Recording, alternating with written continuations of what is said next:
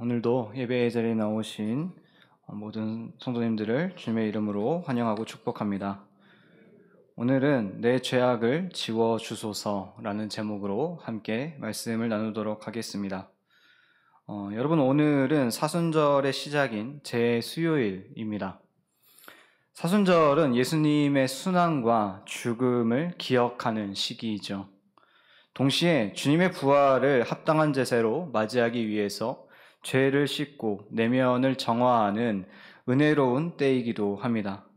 그러한 사순절을 여는 이 제수요일에는 어떠한 의미가 있을까요? 성경에서 제는 참회를 상징합니다. 구약에서 요나가 니느웨 사람들에게 회개를 촉구했을 때 니느웨 백성들과 왕은 금식을 선포하며 잿더미 위에 앉았습니다. 신약에서는 마태복음 11장 21절의 말씀을 보면 예수님께서도 죄인들에게 죄를 뒤집어 쓰고 회개하는 것에 대해서 말씀하심을 우리는 볼 수 있습니다. 앞에 화면을 통해서 함께 읽어보도록 하겠습니다. 화 있을진저 고라시나, 화 있을진저 벳세다야, 너희에게 행한 모든 권능을 두로와 시돈에서 행하였더라면 그들이 벌써 베옷을 입고 제에 앉아 회개하였으리라. 아멘. 유대인들에게는 하나님께 죄를 지으면 머리에 죄를 뒤집어 쓴 후 예를 갖춰서 참회하는 그런 관습이 있었습니다. 기독교에서도 이를 받아들여서 사순절의 첫째 주일 전 수요일에 이 머리에 죄를 바르는 일을 참회 예식으로 거행하게 된 것입니다. 여기에서 이 제수요일이라는 이름이 비롯된 것이죠. 죄에는 다양한 의미가 있습니다. 죄는 우리가 죄를 지어 하나님께서 떨어져 나오게 된 슬픔을 의미합니다. 물질이 타고 남은 잔재물인 이 죄는 인간이 지은 죄의 잔재로서 지은 죄에 대한 속죄 행위 역시도 기억하게 합니다. 또한 죄는 열정을 뜻하기도 합니다. 불로 단련받아 자신을 모두 태워버린 죄처럼 우리도 하나님을 향한 열정으로 자신을 온전히 태워야 한다는 그러한 의미이죠. 여러분, 모든 것을 다 태우고 남은 죄에는 불순물이 없습니다. 죄를 머리에 얻는 것은 바로 이처럼 하나님이 인간을 빚었던 처음 그때처럼 순수하고 깨끗하게 되어야 한다는 그런 의미도 함축하고 있는 것이죠. 오늘 본문인 시편 51편은 바로 이런 내용들을 아주 잘 담아내고 있는 대표적인 말씀입니다. 시편 51편은 시편 전체에 나온 7개의 참회 시 가운데 하나입니다. 그 중에서도 참회의 모본이라고 불릴 정도로 그 가운데에서 굉장히 좋은 참회시로 유명한데요. 표제에 나와 있는 대로 다윗이 간음과 살인이라는 극악하고도 비열한 죄를 연속적으로 범한 그 밧세바 간음 사건에 대하여 나단 선지자로부터 책망을 듣고 자기 죄를 참회하며 지은 시입니다. 시편 51편의 내용을 대략적으로 살펴보면 이렇습니다. 먼저 1절에서 9절은 다윗이 자신의 죄를 고백함과 동시에 자신이 그런 죄악을 범할 수밖에 없었던 그 원인으로서 부패한 인간의 죄악된 본성을 고백하고 있습니다. 또한 자신의 죄를 하나님께서 지워주시기를 간구하는 내용을 담고 있는 것이죠. 이어서 10절에서 12절은 죄악된 본성을 타고난 자신의 심령을 이 성령을 통해서 근본적으로 변화시켜서 정직하고 또 신실하게 해주실 것을 요청하며 구원의 기쁨을 회복시켜 주시라는 간청의 내용입니다. 마지막으로 13절부터는 회복의 은혜를 전제로 하나님께 3가지의 서원을 하는 내용들을 담고 있습니다. 이제 본문의 내용을 한번 자세히 살펴보겠습니다. 먼저 1절의 말씀을 앞에 화면을 보면서 함께 읽어보도록 하겠습니다. 하나님이여 주의 인자를 따라 내게 은혜를 베푸시며 주의 많은 긍휼을 따라 내 죄악을 지워 주소서. 아멘. 다윗은 지금 죄를 범하고 하나님께 용서를 구하고 있습니다. 여러분, 이 장면에서 무엇을 느끼십니까? 우리는 아무도 죄에서 자유로울 수 없는 존재입니다. 여러분, 다윗이 어떠한 존재이죠? 그가 얼마나 훌륭한 신앙을 가진 자였습니까? 그는 하나님의 마음에 합한 사람이라고 불릴 만큼 하나님 중심으로 살았던 그러한 인물입니다. 그야말로 다윗은 완벽한 사람처럼 보였던 사람이죠. 그는 도무지 죄를 짓지 않을 것처럼 보였습니다. 그런데 그런 다윗이 이스라엘 역사상 최대의 스캔들이라고 불릴 만한 그런 사건에 연루되고 말았습니다. 자기의 충성스러운 신하의 아내와 간통죄를 범하고 만 것이죠. 거기다가 그는 그 사실이 드러날 위기에 처하자 밧세바의 남편인 우리아를 살해하는 죄까지 짓고 말았습니다. 한마디로 다윗은 천인공노할 그런 죄를 범했던 것이죠. 그렇게 하나님 앞에서 신실하였던 다윗, 그가 이렇게 중한 죄를 지었다라는 것은 우리에게 있어서 참으로 충격적인 일이 아닐 수 없습니다. 그러나 여러분, 이것이 바로 인간 본연의 모습입니다. 죄에서 완전히 자유롭지 못한 것이 바로 인간인 것이죠. 누구나 죄를 지을 수 있다라는 것입니다. 왜 그럴까요? 사람은 누구나 부패한 죄의 본성을 가지고 태어나기 때문입니다. 다윗 역시도 이를 알았고 5절 말씀에서 이를 분명하게 고백하고 있습니다. 함께 5절의 말씀을 앞에 화면을 보면서 읽어보도록 하겠습니다. 내가 죄악 중에서 출생하였으며 어머니가 죄 중에서 나를 잉태하였나이다. 아멘. 그렇습니다. 아담의 타락 이래 모든 인간은 이 죄 가운데에서 죄의 본성을 가지고 태어났습니다. 그러나 신앙이 견고한 사람에게는 그런 죄의 본성이 좀처럼 나타나지 않습니다. 하나님에 대한 신앙으로 이 죄의 본성이 강하게 억제되기 때문이죠. 그렇다고 해도 죄의 본성은 억제되기만 할 뿐이지 완전히 사라지는 것이 아닙니다. 그렇기 때문에 이 신앙이 견고하던 사람도 그 신앙이 약해졌을 때 억제되어 있던 그 죄의 본성이 다시금 되살아나는 것이죠. 그래서 순식간에 이 사람도 죄를 범하게 되는 것입니다. 이처럼 다윗도 신앙이 견고하던 때에는 그 죄의 본성을 억제하면서 결코 죄를 범하지 않을 것처럼 그렇게 보였지만 그가 신앙적으로 나태해지자마자 이 죄의 본성이 결국 다시 살아나서 그 어떤 악인보다도 중대한 죄악을 범하고 만 것입니다.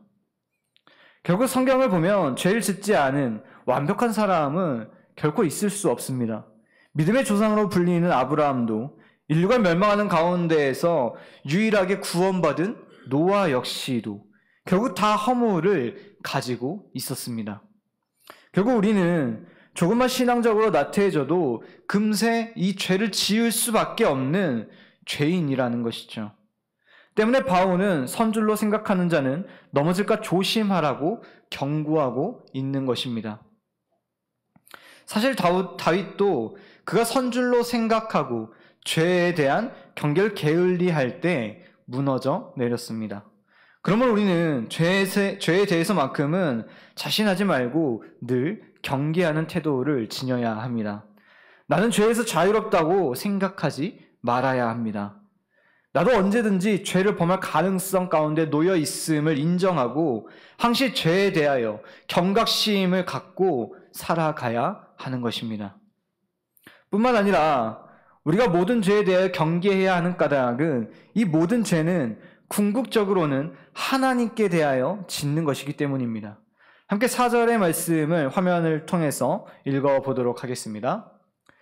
내가 주께만 범죄하여 주의 목전에 악을 행하였사오니 주께서 말씀하실 때에 의로우시다 하고 주께서 심판하실 때에 순전하시다 하리이다. 아멘. 다윗은 지금 내가 주께만 범죄하여 주의 목전에 악을 행하였사오니 라고 고백하고 있습니다. 다른 성경의 표현을 잠시 살펴보면 표준 세번역은 이를 주님께만, 오직 주님께만 나는 죄를 지었습니다. 주님의 눈앞에서 내가 악한 짓을 저질렀으니 라고 번역하고 있습니다. 즉 주님께만 죄를 범하였다는 사실이 매우 강조해서 지금 보여지고 있는 것이죠. 그런데 우리는 이러한 다윗의 고백에서 한 가지 의문을 제기할 수 있습니다. 그게 무엇일까요? 지금 다윗이 죄를 지은 구체적인 대상이 누구이죠? 사람입니까? 하나님입니까? 사실 사람이죠. 우리아에게 죄를 범했습니다. 그는 우리아의 아내와 간음하였고 이 우리아를 죽이고 그의 아내를 빼앗았습니다. 그런데 다윗은 지금 누구에게 죄를 지었다고 고백을 합니까? 하나님입니다. 오직 주님께만 죄를 지었다라고 말을 하고 있는 것이죠. 자기가 죄를 지은 대상이 이 우리아에 대해서 또 밧세바에 대해서는 그 어떠한 죄의 고백조차 있지 않습니다. 여러분은 이것이 쉽게 납득이 가십니까? 다윗이 여기서 오직 주께만 범죄하였다고 하는 데에는 그럴 만한 이유가 사실 있습니다. 그것은 모든 죄는 궁극적으로 하나님께 대하여 짓는 죄이기 때문이죠. 죄는 하나님께 대한 것이든 사람에 대한 것이든 궁극적으로 보면 모두가 다 하나님께 범죄하는 것입니다. 왜 그런 것일까요? 여기에는 두 가지 이유가 있죠. 첫 번째는 사람에 대한 죄도 따지고 보면 하나님의 계명을 범한 것이기 때문입니다. 하나님께서는 계명을 주실 때 자신과 관련된 계명만을 주셨던 것이 아니죠. 하나님은 자신과 관련한 계명은 물론이고 사람에 관한 계명도 우리에게 주셨습니다. 십계명 돌파 중 첫 번째 돌파는 이 하나님에 관련한 그런 계명이고 두 번째 돌파는 우리들에 대한, 즉 사람에 관한 계명입니다. 그러므로 비록 사람에게 죄를 범한 것일지라도 궁극적으로는 하나님의 계명을 어겼으니 하나님께 죄를 범한 것이죠. 두 번째 이유는 하나님은 사람에 대한 행위도 자신에 대한 행위로 간주하시기 때문입니다. 잠언 14장 31절의 말씀을 앞에 화면을 보면서 함께 읽어보도록 하겠습니다. 가난한 사람을 학대하는 자는 그를 지으신 이를 멸시하는 자요, 궁핍한 사람을 불쌍히 여기는 자는 주를 공경하는 자니라. 아멘. 이어서 잠언 17장 5절 말씀도 함께 읽어보도록 하겠습니다. 가난한 자를 조롱하는 자는 그를 지으신 주를 멸시하는 자요, 사람의 재앙을 기뻐하는 자는 형벌을 면하지 못할 자니라. 아멘. 그런가 하면 주님께서도 이에 대해서 분명하게 말씀을 하시고 제자들에게 이를 가르치셨습니다. 마태복음 25장 40절 말씀인데요. 이것 역시도 우리가 함께 읽어보겠습니다. 임금이 대답하여 이르시되 내가 진실로 너희에게 이르노니 너희가 여기 내 형제 중에 지극히 작은 자 하나에게 한 것이 곧 내게 한 것이니라 하시고. 아멘. 지금 이처럼 성경은 굉장히 많은 곳에서 하나님께 대한 행위와 또 이웃에 대한 행위를 다르게 보지 않습니다. 오히려 동일한 것으로서 보고 있는 것이죠. 바로 이런 말씀의 근거에서 다윗은 자신의 범죄가 하나님께 대한 것이라고 고백하는 것입니다. 그는 자신의 죄가 분명 표면적으로는 사람을 향한 죄라는 것을 알고 있었지만 궁극적인 의미에서 오직 주께만 범죄하였다라고 고백하는 것이죠. 그러면 우리는 하나님께 대한 범죄와 사람에 대한 범죄를 구분하지 말아야 합니다. 우리는 하나님이든 사람이든 누구를 향한 범죄이든 간에 그것이 하나님께 대한 범죄라는 것을 깨닫고 범죄하지 않도록 각별하게 경계해야 합니다. 그리고 죄를 범하였을 때는 그것이 비록 사람에게 행한 것이었다 할지라도 사람에게 용서를 구할 뿐만이 아니라 하나님께도 당연히 회개하며 용서를 구해야 합니다. 그리고 하나님에 대한 것이든 사람에 대한 것이든 이 죄의 문제는 하나님에 의해서 해결을 받았을 때에만 진정으로 해결될 수 있다는 것을 우리는 알아야 합니다. 우리는 이러한 사실들을 알고 모든 죄에 대해서 하나님께 들고 나와 하나님 앞에 회개해야 하는 것이죠. 그런데 누구나 하나님 앞에 이 자신의 죄를 인정하고 또 들고 나올 수 있는 것은 아닙니다. 하나님 앞에서 자신의 죄를 솔직하게 인정하는 것 또한 용기가 필요한 일입니다. 그리고 그러한 용기를 지녀야 하나님 앞에 죄를 용서받을 수 있는 것이죠. 오늘 본문의 3절 말씀을 함께 읽어보도록 하겠습니다. 물은 나는 내 죄가를 아오니 내 죄가 항상 내 앞에 있나이다. 아멘. 여러분, 지금 다윗은 자신의 죄를 모두 다 인정하고 있습니다. 실제로 다윗은 이 선지자 나단이 자신의 그 죄를 지적하였을 때 내가 여호와께 범죄하였노라 라고 솔직하게 그렇게 고백을 하면서 인정하였을 뿐만 아니라 그 자기의 모든 죄들에 대해서 굉장히 구체적으로 고백하기도 했습니다. 그리고 이렇게 다윗이 자신의 죄에 대해서 인정하고 고백했을 때 하나님께서 그의 죄를 용서해 주셨던 것이죠. 사랑하는 성도 여러분, 하나님께서는 자기 죄를 인정하고 그것을 고백하는 자의 죄를 용서해 주십니다. 요한일서 1장 9절은 우리에게 만일 우리가 우리 죄를 자백하면 그는 미쁘시고 의로우사 우리 죄를 사하시며 우리를 모든 불의에서 깨끗하게 하실 것이라고 말씀하고 있습니다. 그러면 우리가 죄를 지었을 때에는 무엇보다도 자기의 죄를 인정하고 고백해야 하는 것이죠. 성경이 이를 강조하는 것은 우리가 죄를 인정하고 고백해야 하는 것을 결코 모르기 때문이 아닙니다. 사실 신앙인이라면, 그리스도인이라면, 하나님의 자녀라면 누구나 죄를 지었을 때에 이 죄를 인정하고 고백해야 한다는 것쯤은 알 수 있습니다. 그러나 이 죄를 인정하고 고백하는 것은 결코 쉬운 일이 아닌 것이죠. 사람은 죄를 지으면 죄에 대해서 핑계를 대거나 이 죄를 은폐하려는 경향을 지니고 있습니다. 이는 아담과 하와가 범죄한 이후에 여호와 하나님의 그 낯을 피하여 동산나무들 사이에 숨고 또 자기의 죄에 대해서 핑계댄 사실을 보아도 우리가 잘 알 수 있는 것이죠. 이처럼 사람들이 죄에 대해서 핑계대거나 죄를 은폐하려고 하는 것은 이 죄의 결과가 그냥 단순히 수치스러울 뿐만이 아니라 이 죄로 인한 내가 받게 될 처벌이 두렵기 때문입니다. 그렇게 죄를 인정하고 고백하는 일은 사실 굉장한 용기가 필요한 일입니다. 용기가 있는 사람이라야 자신의 죄를 인정할 수 있는 것이죠. 만일 다윗이 자신의 죄를 인정할 수 있는 그런 용기가 없었다면 그는 끝까지 자기의 죄를 숨기려고 했을 것입니다. 여러분 한번 생각해 보십시오. 그는 이스라엘의 왕이었습니다. 통치자였죠.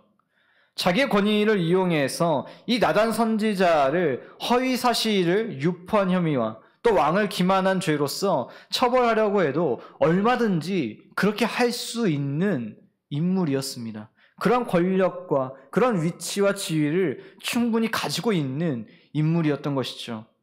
그러나 다윗은 비록 일순간의 실수로 그가 큰 죄를 범하기는 했지만 소년 목동의 그 신분에서부터 골리앗을 대적한 사실이 우리에게 보여주듯이 진정한 용기를 소유한 사람이었습니다. 그래서 나단 선지자가 자신의 그 죄를 지적했을 때 그것을 숨기려고 하거나 부인하지 않고 솔직하게 죄를 인정할 수 있었던 것이죠. 사실 그가 죄를 인정하는 것은 엄청난 파장을 불러올 수 있는 너무나도 큰 사건이었습니다. 왜 그럴까요? 그는 왕의 자리에서 쫓겨날 수도 있었으며 그가 지금까지 이룬 모든 것 전부를 잃어버릴 수 있었습니다. 어디 그뿐이었을까요? 만약 그것을 법대로 처벌한다면 이 다윗은 죽어 마땅한 존재였습니다. 죽임을 당할 수밖에 없는 그런 상황 가운데 놓이게 되는 것이죠. 이러한 상황에서 자기 죄를 인정한다. 여러분 이것이 쉬운 일이겠습니까?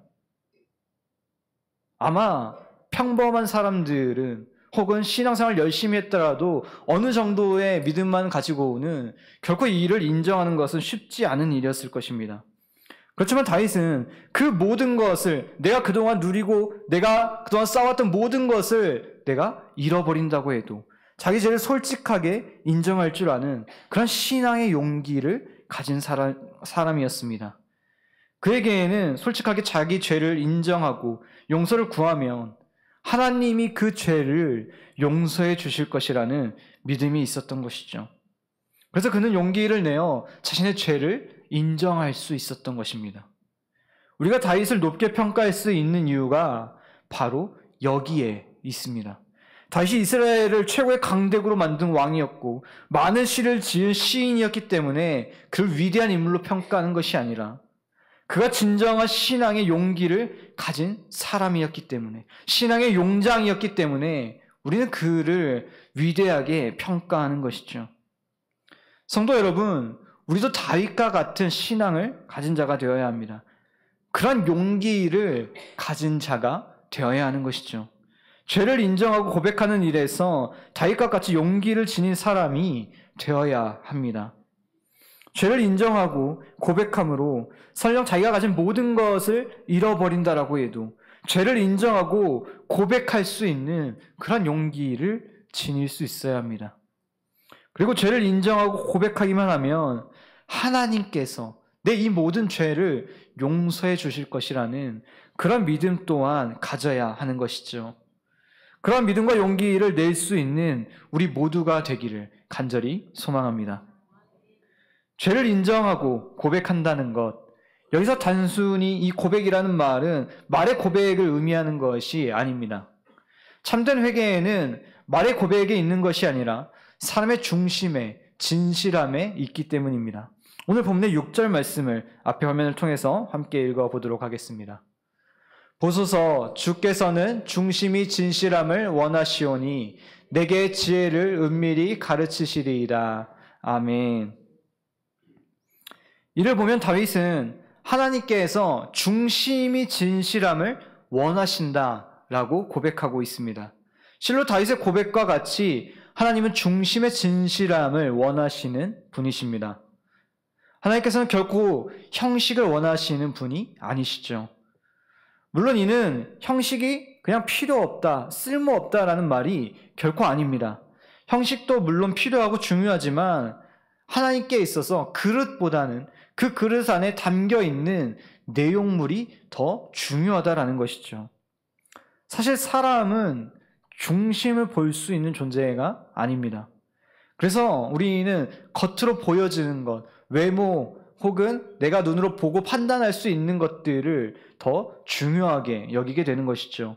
중심은 형편없어도 외모가 그럴싸하면 내가 가진 권력이나 스펙이나 내가 남들에게 보여줄 수 있는 무언가가 그럴싸하면 그것을 사람들이 인정해 주기 때문입니다. 그러나 반대로 이 중심이 아무리 알차게 있다고 할지라도 그 사람의 외모가 형편이 없으면 혹은 그 사람의 겉으로 드러나는 것들이 형편이 없으면 사람들은 그를 인정하려고 하지 않습니다. 그를 봐주지 않는 것이죠.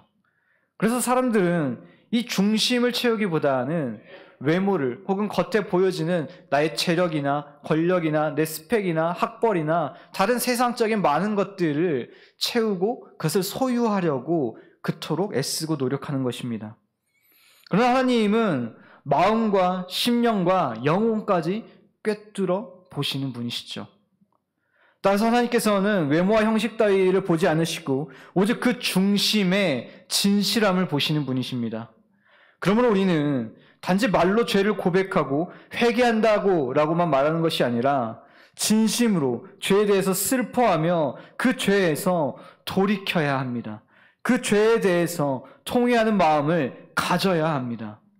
그렇게 다윗도 17절 말씀에서 이를 고백하고 있는 것이죠. 함께 17절의 말씀을 앞에 화면을 통해서 읽어보도록 하겠습니다. 하나님께서 구하시는 제사는 상한 심령이라 하나님이여 상하고 통회하는 마음을 주께서 멸시하지 아니하시리이다. 아멘. 여기서 말하는 상한 심령과 상하고 통회하는 마음이야말로 하나님께서 그토록 원하시는 중심의 진실함이라고 할 수 있습니다. 우리가 죄로 인해서 하나님 앞에서 가져야 할 것은 그냥 형식적인 회개만 하는 것이 아니라 바로 이와 같은 상한 심령이요, 상하고 통회하는 그런 마음이라는 것이죠. 그렇게 우리가 최종적으로 도달해야 하는 목표가 무엇이겠습니까? 그저 참된 회개를 이루어내는 것에서 그치는 것이 아니라 모든 죄를 다 태워버리고 죄가 되어 깨끗하고 불순물이 없는 순수한 그 상태, 하나님께서 창조하셨던 그 상태가 되어야 하는 것입니다. 본문 10절의 말씀을 앞에 화면을 보면서 함께 읽어보도록 하겠습니다. 하나님이여 내 속에 정한 마음을 창조하시고 내 안에 정직한 영을 새롭게 하소서. 아멘. 다윗은 이처럼 자신의 영적인 상태를 깨끗하게 해주실 것을 지금 하나님께 간구하며 나아갑니다. 그런데 여기서 중요한 것은 그저 단순한 변화가 아니라 새롭게 창조해달라고 그가 고백하고 있다는 것이죠. 우리는 이에 주목할 필요가 있습니다. 그 심령은 이미 부패하였고 죄에 무뎌진 상태라고 할 수 있습니다. 그렇게 다윗이 그런 큰 범죄를 저지르게 되었던 것이죠. 결국 그는 그냥 단순히 회개하며 돌이키는 정도가 아니라 하나님께 그 자신의 심령을 완전히 새롭게 해주실 것을 지금 간구하는 것입니다. 완전히 깨끗하고 순수한 새로운 심령을 하나님 앞에 구하는 것이죠. 이처럼 사람은 그 심령이 거듭나지 않고는 하나님께서 기뻐하시는 삶을 결코 살아갈 수 없습니다. 하나님께서 기뻐하시는 의의 삶을 살아갈 수 없고 오직 죄악된 그런 삶만을 살아갈 수밖에 없는 것이죠. 죄의 본성을 가진 자가 죄만 짓는 것은 여러분 너무나 당연한 것 아니겠습니까? 따라서 사람이 의의 삶을 살려면 죄의 본성을 가진 그 옛 심령은 죽고 새롭게 이 의의 심령을 가져야 하는 것입니다. 즉 심령이 하나님 앞에서 거듭나야 한다는 것이죠. 옛사람은 죽고 새 사람이 되어야 합니다. 이 일은 오직 창조주 하나님만이 하실 수 있습니다. 창조주 하나님만이 부패한 심령을 정직한 심령으로 완전히 새롭게 하실 수 있기 때문에, 새롭게 창조해 주실 수 있기 때문에 다윗은 그것을 하나님께 간구하고 있는 것이죠. 특히 이 인간의 심령을 새롭게 하시는 것은 하나님의 영이신 성령의 일입니다.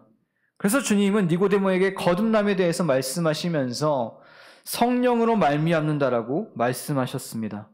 또한 사도 바울도 성도들이 성령으로 새롭게 하심으로 거듭나게 되었다라고 말씀하는 것이죠. 그렇습니다. 사람의 심령은 성령으로 거듭나며 사람이 거듭나지 않으면 결코 의의 삶을 살아갈 수 없습니다. 그러므로 우리의 모든 심령은 성령으로 거듭나야 하는 것이고 우리는 이 성령을 하나님 앞에 구하며 나아가야 하는 것이죠. 사랑하는 장수교회 성도 여러분, 오늘은 제수요일입니다. 이제 사순절이 시작되었습니다.